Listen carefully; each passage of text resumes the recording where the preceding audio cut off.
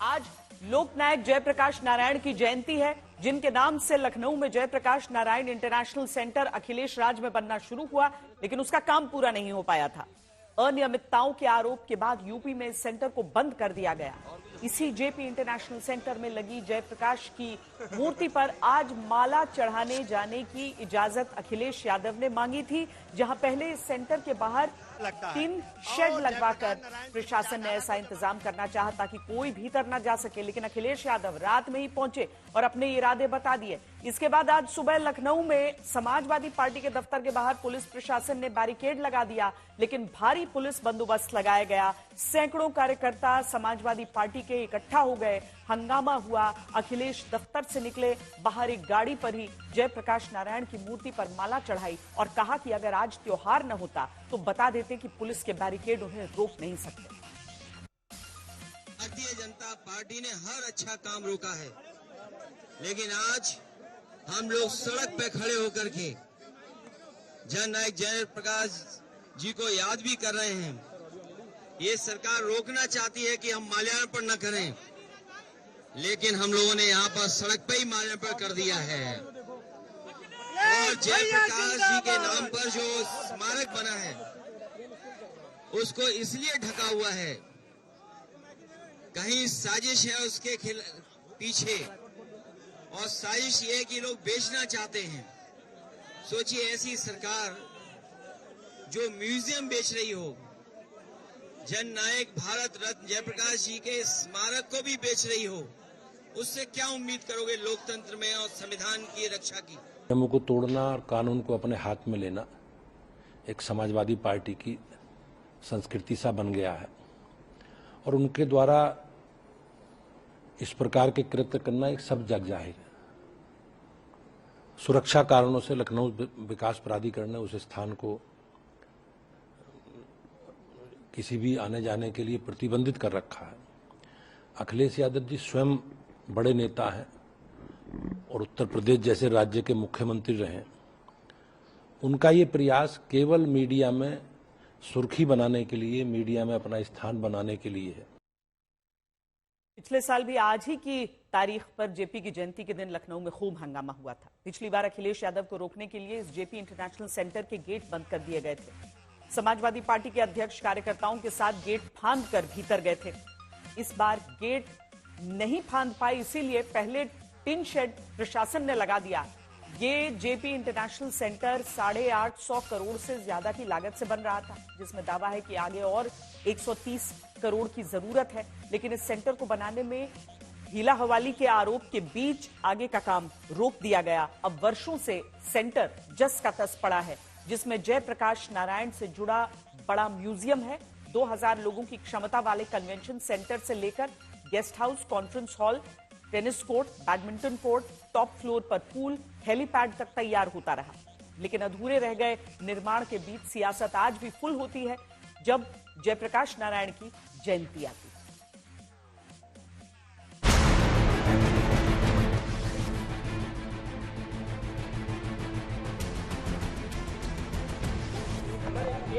मैं तो देखने आया, अब इस पे कौन चढ़ेगा भाई?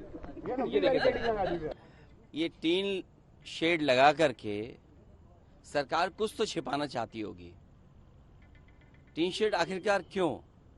किसी महापुरुष का सम्मान क्यों नहीं करने दे रहे? अगर सरकार नहीं चला पा रही है तो बेच दे तो अच्छा है, कम से कम ये चलने लगेगा।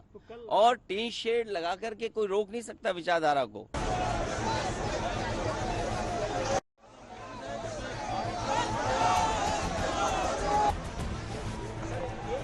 आप देखिए कि किस तरीके का हंगामा चल रहा है। जो समाजवादी पार्टी के नेता हैं वो बैरिकेडिंग के ऊपर खड़े हो गए हैं, नारेबाजी कर रहे हैं।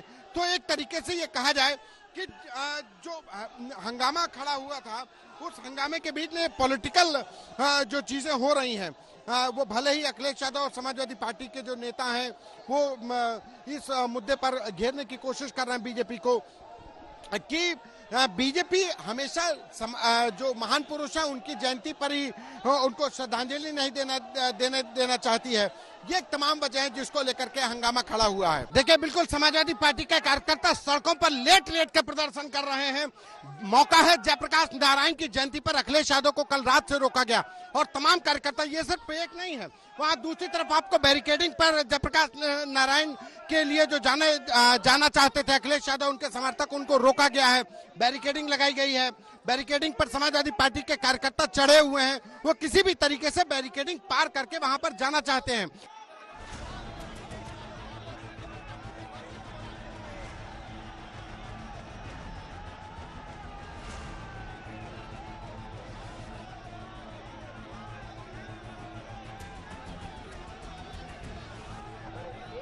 जनता पार्टी ने हर अच्छा काम रोका है, लेकिन आज हम लोग सड़क पे खड़े होकर के जननायक जयप्रकाश जी को याद भी कर रहे हैं। ये सरकार रोकना चाहती है कि हम माल्यार्पण न करें, लेकिन हम लोगों ने यहाँ पर सड़क पे ही माल्यार्पण कर दिया है।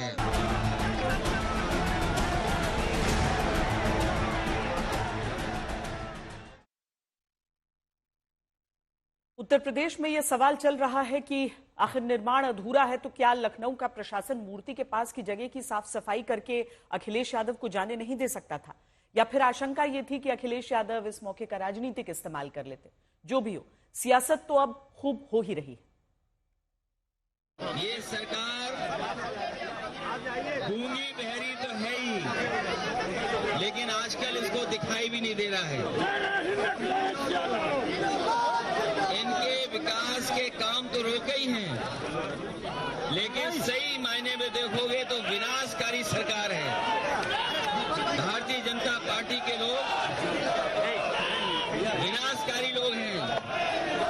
इन्हें कोई अच्छी चीज दे दो, उसका विनाश कर देंगे। हम समाजवादी लोगों को पहले भी रोकने की कोशिश की थी, लेकिन आज क्योंकि नवरात्र की रामनवमी है, त्योहार के दिन भी सोचिए कैसा अधर्म का काम कर रहे हैं, और सोचिए क्या साजिश है। खुद त्योहार मना रहे हैं और हम लोगों को त्योहार नहीं मनाने दे रहे हैं।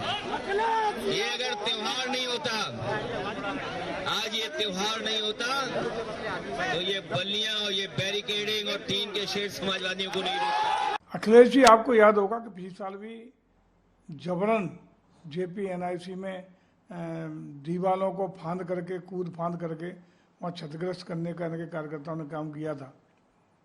चूँकि वो बंद पड़ा है, जेपी एनआईसी बंद है वो बिल्डिंग, तो वहाँ सुरक्षा कारणों से वहाँ बंद पड़ी बिल्डिंग में अनुमति चूँकि माल्यार्पण की नहीं दी जा सकती है, तो यहाँ विकास प्राधिकरण ने, लखनऊ विकास प्राधिकरण ने कल ही अवगत करा दिया था अखिलेश जी को वहाँ माल्यार्पण किया जाना सुरक्षा कारणों से कतई उचित नहीं है, इसलिए अनुमति देने से इनकार कर दिया था एलडीए ने।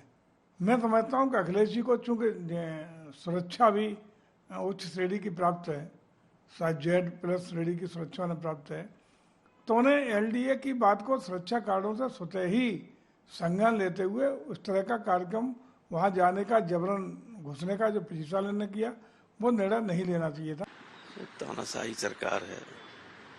बिल्कुल जयप्रकाश जी जैसे महान स्वतंत्रता संग्राम सेनानी की प्रतिमा पर माल्यार्पण करने से रोकना, ये किसी भी भले आदमी की समझ के बाहर है। लेकिन जब बुद्धि खराब होने लगती है सत्ता की वजह से लोगों की, तो इसी तरह की हरकतें करते हैं। ये इनके चल-चलाव से पहले की स्थिति है।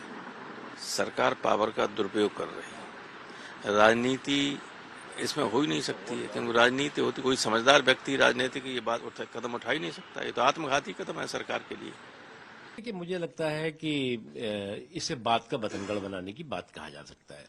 मुझे लगता है कि जयप्रकाश नारायण जी की, चाहे वो जन्मतिथि हो, चाहे पुण्यतिथि हो, या कोई भी अवसर हो, उसके उस पर जो है वो उनको श्रद्धा सुमन अर्पित करना जो है वो किसी को रोका थोड़ी जा सकता है। आप अगर उसके नाम पर अगर सियासत कर रहे हैं और उसको जो है वो बात का बतंगड़ बना करके उसके सियासी गुड़ा भाग करने की कोशिश कोई कर रहा है, तो उससे उनको फायदा होने वाला नहीं है।